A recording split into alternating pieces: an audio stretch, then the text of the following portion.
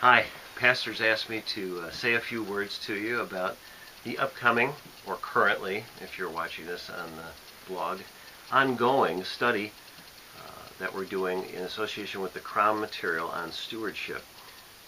I have to tell you that I had no idea really who Crown was until just recently, and now am employed by Crown and went down to their home office in Atlanta last week to be part of both a field meeting and to receive some training to be a trainer for the biblical financial studies and the money map material that Crown has. And I have to tell you that I am blown away by the depth and the breadth of the material that Crown has, and also, I think more importantly, the real heart for the Lord that the people at Crown have. It is just amazing to me that I could feel the Holy Spirit at work every moment I was with Chuck Bentley, Bob Dickie, the senior staff, and the field staff at Crown.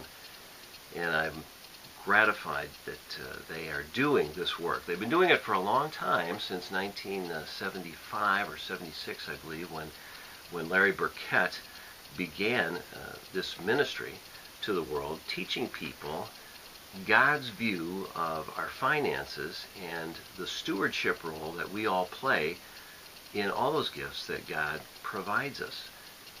And the key verses I think most of you know, and that would be the parable of the talents, which is a tremendous message. And I did not know until I went through this study that the phrase, "well done, good and faithful servant," is only used twice in the whole Bible, both times in that parable.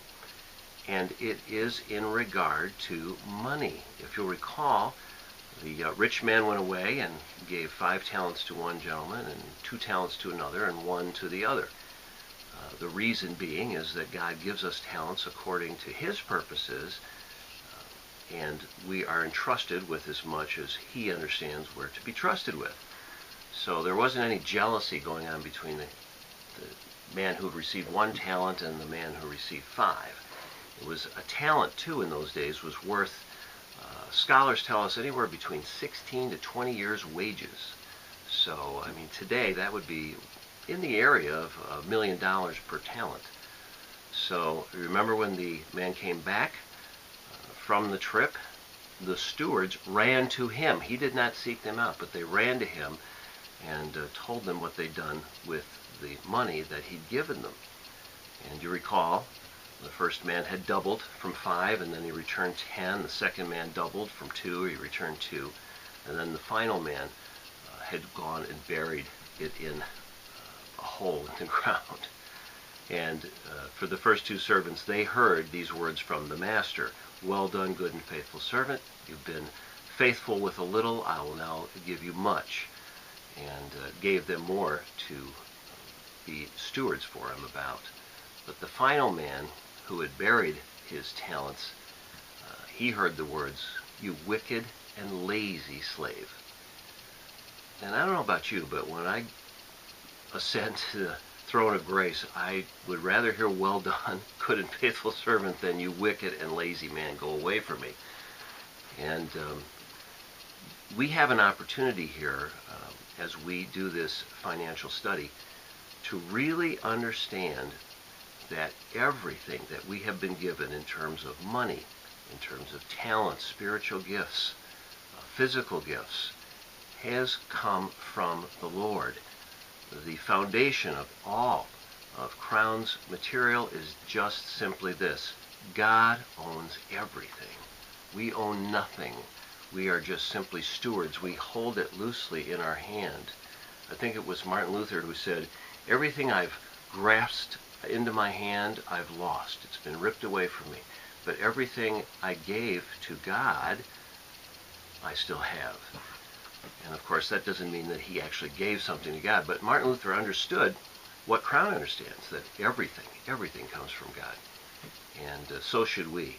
And I will tell you that in talking to the field staff there and the people who have been in the ministry and doing it for years, every person, to a man, tells me that people's lives have truly been changed for the better when they fully understand this message, that everything is God's and they are to do with it as best they can. And we have seen lives changed, and I anticipate that we'll see lives changed in our study here at Berean as well. I'm looking so forward to all of these Sundays where we get to study all this material, and we have a lot to learn. There are over 2,350 verses in the Bible about finances or stewardship, and I was blown away to find that out. But I hope and I pray that everyone who participates in this study receives great blessing from it. I know that our leaders are excited to share this. I know Pastor is excited about this series of events, and I wish you all the very best, and I pray that you will too learn and grow and become better as we go through this study on stewardship. Thanks.